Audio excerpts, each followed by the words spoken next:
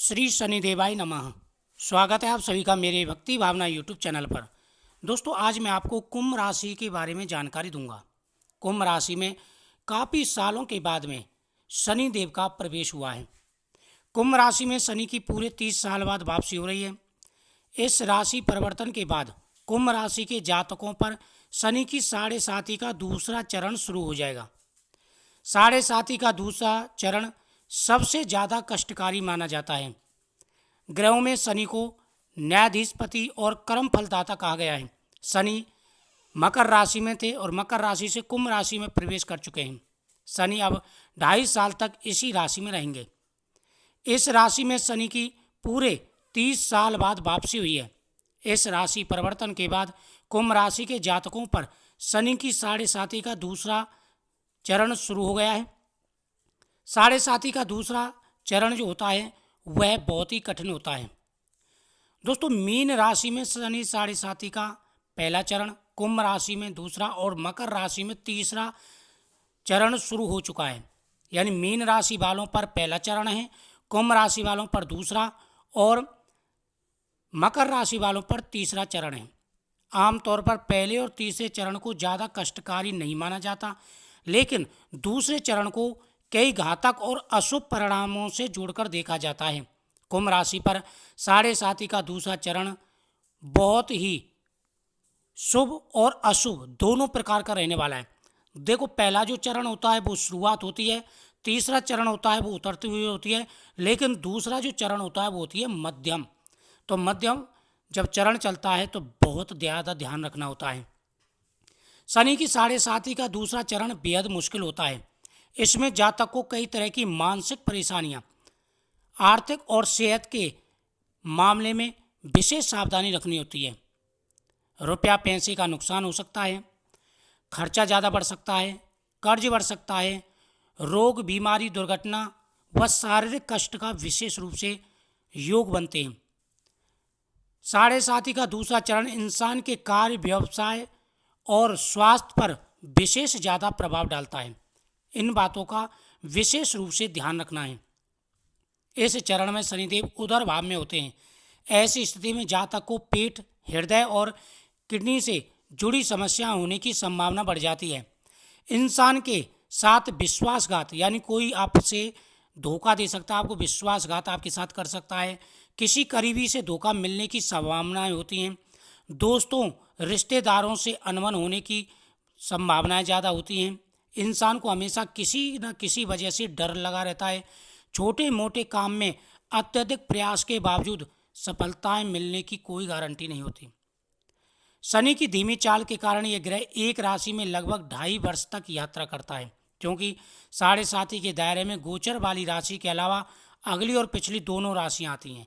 जैसे कुंभ राशि में शनि का प्रवेश है तो देखो, कुंभ राशि पर तो प्रभाव रहेगा, बाकी अगली राशि और पिछली राशि यानी मकर राशि और कुंभ राशि पर भी इनका प्रभाव रहने वाला है।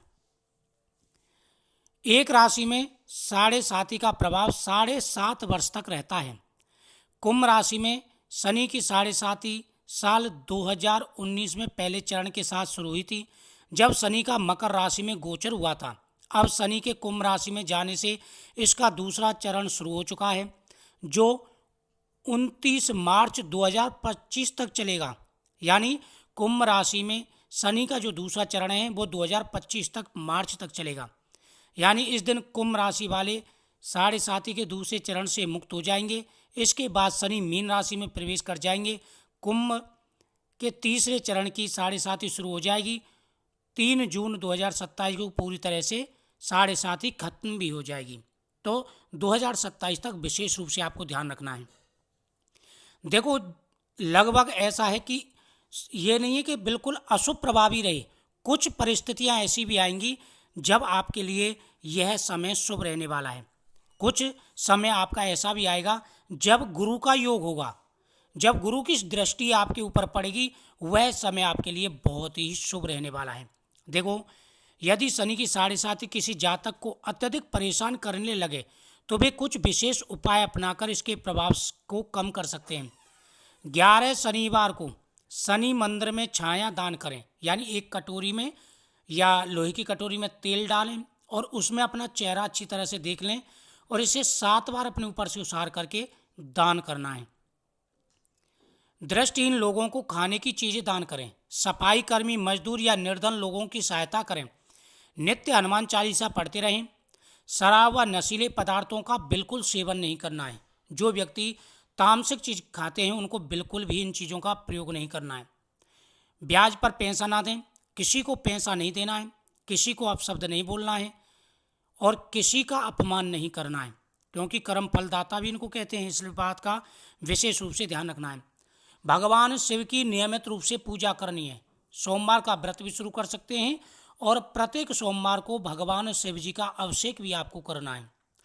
पीपल वृक्ष के नीचे शनिवार को शाम के समय पीपल वृक्ष के नीचे दीपक जला करके आपको परिक्रमा भी देनी है।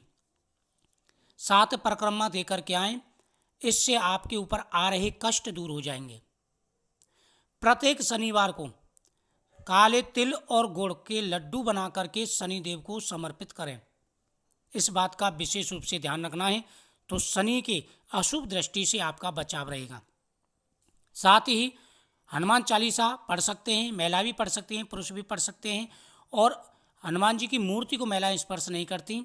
अगर आप चाहें तो किसी के द्वारा, किसी दूसरे के हाथ से या अपने बच्चों के हाथ से हनुमान जी को चोला चढ़वा सकते हैं अपने गृहस्थी के, अपने परिवार के नाम से। इससे शनिदेव प्रसन्न होते हैं और मनवांछित फल प्रदान करते हैं। देखो, इस समय में आपके शरीर पर कष्ट आएगा, परेशानी आएंगी, लेकिन कुछ समय ऐसा भी आएगा, जैसे फरवरी से लेकर के और अक्टूबर का बीच में कुछ दिन ऐसे भी आएंगे, जैसे भूमि जायदाद का काम आपका होगा, क्योंकि गुरु की दृष्टि आपके ऊपर शुभ पड़ेगी। गुरु का गोचर आपके साथ रहेगा। साथ ही कर्ज से मुक्ति भी मिलेगी, पैसा भी आना शुरू हो जाएगा और वाहन आदि का सुख भी आपको प्राप्त होगा। कुछ ऐसे कार्य भी बनेंगे, लेकिन ज़्यादातर आपको सावधानी रखनी है। इन बातों का विशेष रूप से आपको ध्यान रखना है। कहीं ज़्यादा पैसा ना फंसाएं, कहीं इन्वेस्ट अगर आप ज़्यादा कर रहे हैं एक साथ ना करें, सोच समझ के पैसा लगाना है आपको। अगर आप व्यापार बिजनेस शुरू कर रहे हैं तब भी आपको पैसा सोच समझ के लगाना है। साथ ही काला धागा शरीर में बांध के जरूर रखें। इन चीज़ों का विशेष रूप से ध्यान रखना है। तो 2025 तक संभल के आपको चलना है। 2025 आपका अच्छा रहेगा, 2024 भी अच्छा रहेगा, लेकिन कुछ परेशानी आपको आएंगी, जिसकी जानकारी मैं आपको अगले वीडियो में दूंगा। एक एक बात आपको बताऊंगा हर महीने की। साथ ही मित्रों का सहयोग भी मिलेगा, लेकिन सावधानी आपको रखनी, किसी पर आंख बंद करके विश्वास आपको नहीं करना है। इन बातों का विशेष रूप से ध्यान रखें। तो दोस्तों, मुझे उम्मीद है आपको ये जानकारी अच्छी लगी होगी। तो पूजा पाठ पर आपको विशेष रूप से फोकस रखना है, ध्यान रखना है और पैसा कहीं भी नहीं रखना है। स्वास्थ्य का आपको ध्यान रखना है। वैसे शनिदेव किसी को अशुभ दृष्टि से, किसी को गलत दंड नहीं देते, वो कर्मों का हिसाब देते। अगर आपके कर्म अच्छे हैं, आप पूजा पाठ कर रहे हैं, अतिथियों का आदर सत्कार कर रहे हैं, दान पुण्य कर रहे हैं, तो शनिदेव की कोई भी अशुभ दृष्टि आपका कुछ नहीं बिगाड़ेगी। इस बात का विशेष रूप से ध्यान रखना है। तो वीडियो को ज़्यादा से ज़्यादा शेयर करें, चैनल को सब्सक्राइब करें, बगल में बेल आइकन बटन को दबाएं हर वीडियो का नोटिफिकेशन पाने के लिए। साथ ही आप कमेंट में श्री शनिदेवाय नमः जरूर लिखें।